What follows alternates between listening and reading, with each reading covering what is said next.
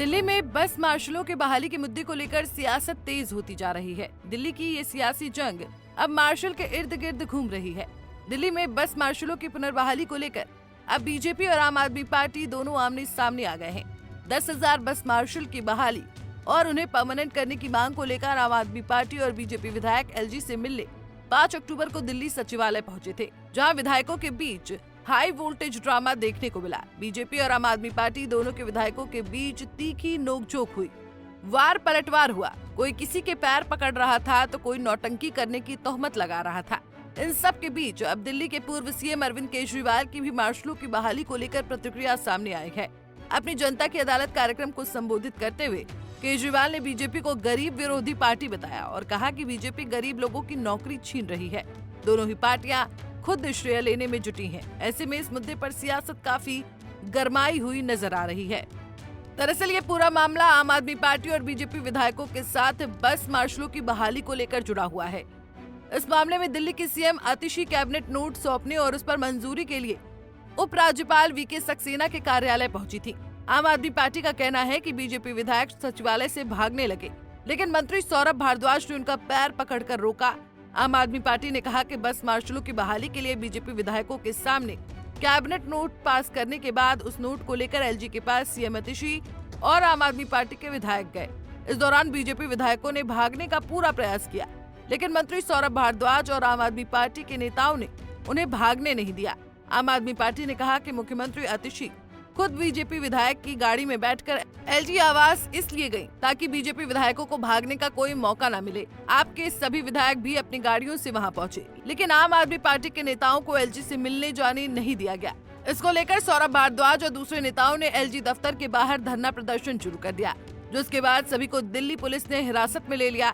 हालांकि रात होने पर पुलिस ने सभी नेताओं और बस मार्शलों को छोड़ दिया। इस पूरे घटनाक्रम पर सौरभ भारद्वाज ने कहा कि हम राजनिवास के बाहर मौजूद थे, हमारे साथ विधायक और अन्य मंत्री भी थे। किसी को एलजी आवास के अंदर नहीं जाने दिया गया। मुख्यमंत्री आतिशी को उनकी सिक्योरिटी के बगैर अंदर बुलाया गया, लेकिन भाजपा के सभी विधायकों को अंदर जाने दिया गया। को धोखा दिया। विजेंद्र गुप्ता जी ने वादा किया था कि हम कैबिनेट पास कर दें, तो आज एलजी साहब से वो इन बस मार्शलों को बहाल करेंगे। एलजी साहब ने और भारतीय जनता पार्टी दोनों ने धोखा दिया। आज भारतीय जनता पार्टी ने दिल्ली के लोगों को और बस मार्शलों को धोखा दिया। हमने कैबिनेट नोट साइन कर दिया, मगर एलजी साहब ने कैबिनेट नोट को साइन नहीं किया। इस बस मार्शलों को धोखा दिया। उन्होंने 10,000 लोगों को बेरोजगार किया। उनकी बददुआएं एलजी साहब को। तो वहीं आपके आरोपों पर बीजेपी ने भी पलटवार किया और आम आदमी पार्टी पर नौटंकी करने का आरोप लगाया। बीजेपी ने कहा कि इन सभी बस मार्शलों को अरविंद केजरीवाल ने निकाला और उनकी वो चिट्ठी सार्वजनिक है। अब जब चुनाव आने वाले हैं तो आपके नेताओं को बस मार्शलों की याद आ रही है। पहले ये लोग राजनीतिक नौटंकी करने में व्यस्त थे।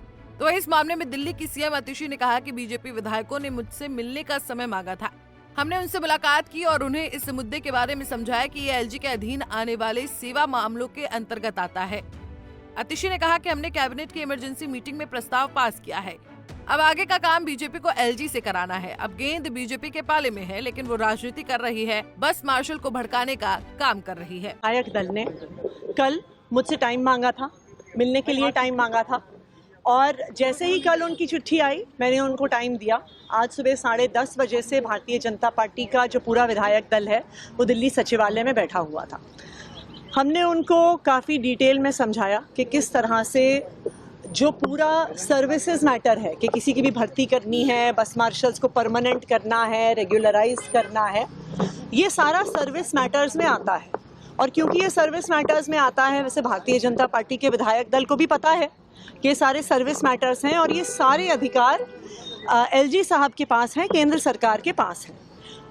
बस मार्शल्स भी इस बात को जानते हैं, परंतु भारतीय जनता पार्टी के विधायक बस मार्शल्स को बरगलाने की कोशिश कर रहे थे, उनको झूठ बोलने की कोशिश कर रहे थे कि ये काम चुनी हुई सरकार ने रोका हुआ है। लेकिन आज भारतीय जनता पार्टी का पूरा विधायक दल एक्सपोज हो गया। इसलिए एक्सपोज हो गया क्योंकि आम आदमी पार्टी की पूरी सरकार, हमारी पूरी कैबिनेट वहाँ पे बैठी हुई थी और हमने स्पष्ट कर दिया कि जो डिसीजन हमें लेने की ज़रूरत है वो हम ले लेंगे। जो डिसीजन एलजी साहब से करवाना है वो भारतीय जनता पार्टी करवाए। लेकिन भारतीय जनता पार्टी एलजी साहब से कुछ भी करवाने को तैयार नहीं है। गौरतलब है कि आम आदमी पार्टी की दिल्ली सरकार ने 2015 में बसों में यात्रा कर रहे लोगों की सुरक्षा के मद्देनजर बस मार्शल नियुक्त करने का फैसला लिया था। खासकर महिलाएं बसों में यात्रा के दौरान खुद को असुरक्षित महसूस करती थीं। सभी यात्रियों को बसों की सुरक्षा मुहैया कराने के लिए तत्कालीन मुख्यमंत्री अरविंद केजरीवाल के निर्देश पर बस मार्शल नियुक्त करने का प्रस्ताव आया था। प्रस्ताव को कैबिनेट से मंजूरी मिलने के बाद करीब 10,000 बस मार्शलों को बसों में तैनात किया गया था। फिलहाल लंबे समय से इसकी बहाली की मांग को लेकर अब बस मार्शल प्रदर्शन कर रहे हैं। वहीं आम आदमी पार्टी इस मुद्दे पर लगातार उपराज्यपाल और बीजेपी को घेरने में जुटी हुई है। बीजेपी के इस वादा खिलाफी से भड़के बस मार्शल और दिल्ली सरकार के कैबिनेट मंत्री नौकरी की मांग को लेकर बीजेपी पर धोखा देने का आरोप लगा रहे हैं। उन्होंने कहा कि बीजेपी ने मार्शलों की बहाली नहीं होने दी। हालांकि दिल्ली में नौकरी से निकाले गए दिल्ली परिवहन के मार्शल बहाली की लगातार मांग कर रहे हैं। उनका कहना है कि इससे उनके परिवार का जीवन यापन चल रहा था, अब उनके रोजी रोटी पर संकट खड़ा हो गया है। ऐसे में डीटीसी बस मार्शल की बहाली का मुद्दा केवल सियासी विवाद नहीं है, बल्कि ये दिल्ली में सार्वजनिक परिवहन की सुरक्षा और सिस्टम के सुधार से जुड़ा हुआ संवेदनशील मुद्दा है। ऐसे में दिल्ली विधानसभा चुनाव से पहले डीटीसी बस मार्शलों की बहाली पर सियासत की राजनीति कहां तक पहुंचेगी, ये एक बड़ा सवाल है। Bureau report, Punjab Kesari TV.